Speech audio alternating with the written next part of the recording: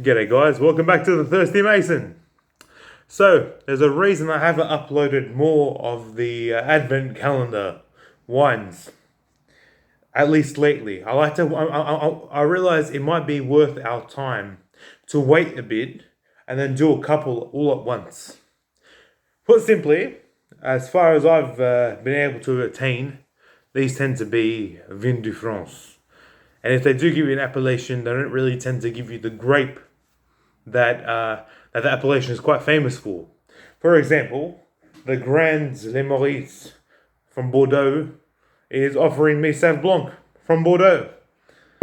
I don't know, it seems a little bit silly to me. It's like going to the Barossa Valley and getting a Sauvignon Blanc. It doesn't make sense.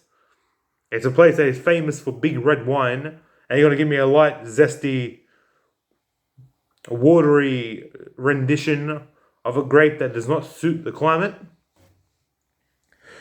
Basically, there's an old saying as far as French, or actually just in general when wine is concerned. If it smells watery and it has one dimension, spit it.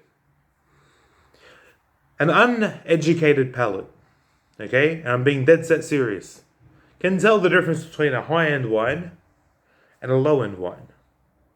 The only problem is, if you have no experience, the high-end wine has too much going on in it for you to actually appreciate it. Anyone, I could put a $150 glass and a $10 glass here.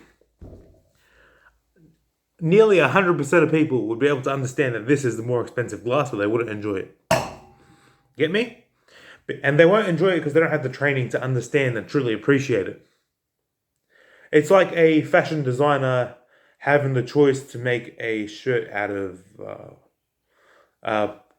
cotton plastic blend or the finest merino wool. The merino, you know what I'm talking about. Basically, the concept is there, all right?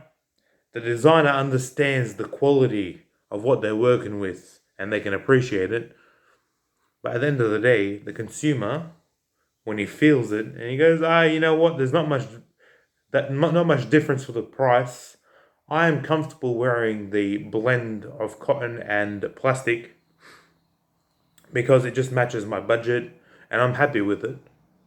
Whereas a fashionista or somebody that's really interested in fashion would not stand for the blend.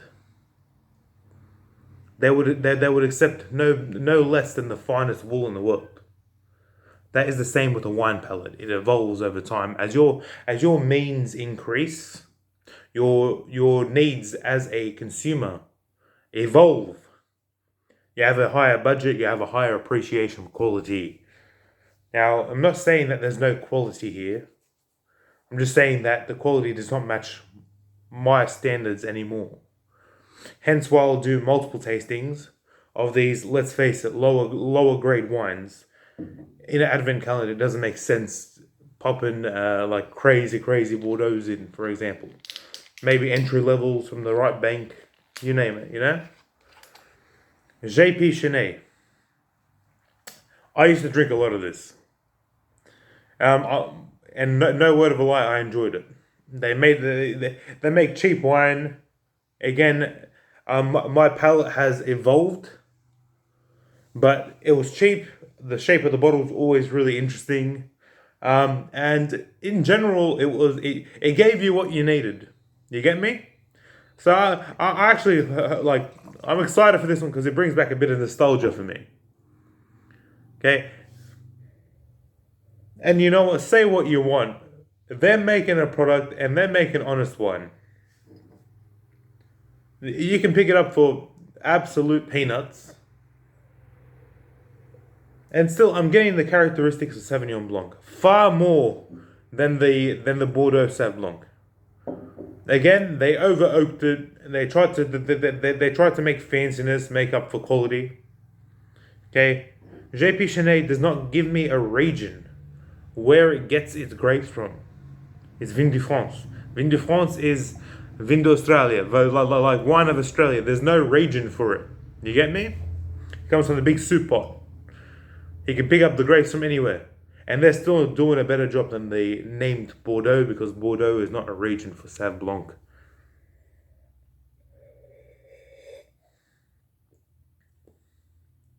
It's got acidity, it's got zing, it's got zest. Alright, had it been cold, it'd be nicer. Has a bit of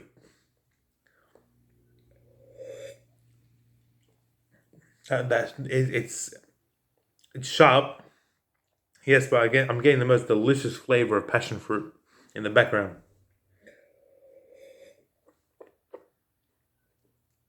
For the price, this is very well made.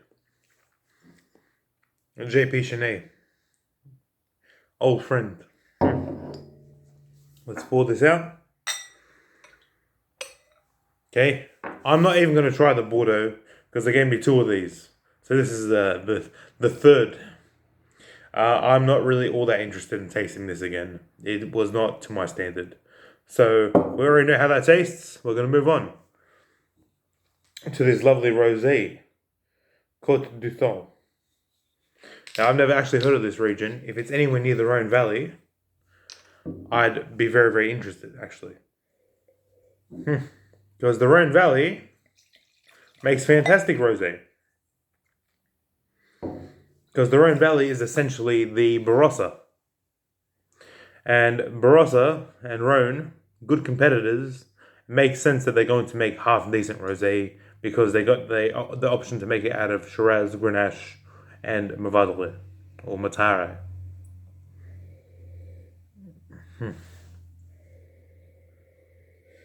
A very, very, very floral nose. It's quite lovely. Like, it's almost like literally picking up a handful of Geraldine wax, if you've ever smelt them. They're beautiful, beautiful flowers. Little white and purple flowers. Oh, it smells lovely.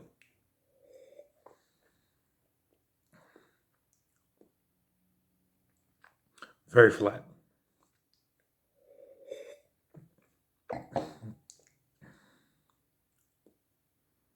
Yeah, like there's not much going on here.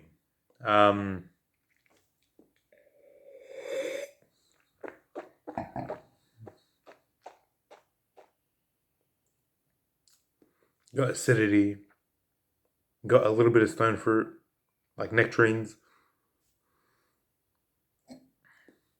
But a blunt instrument, my friends. Yeah, on a picnic, just to not think about things, you just want to, that makes sense. Calvet, I probably wouldn't fuck with it. But that's only because my standards for rosé are very, very, very high. I don't let it touch my lips unless I know exactly the quality of what I'm getting.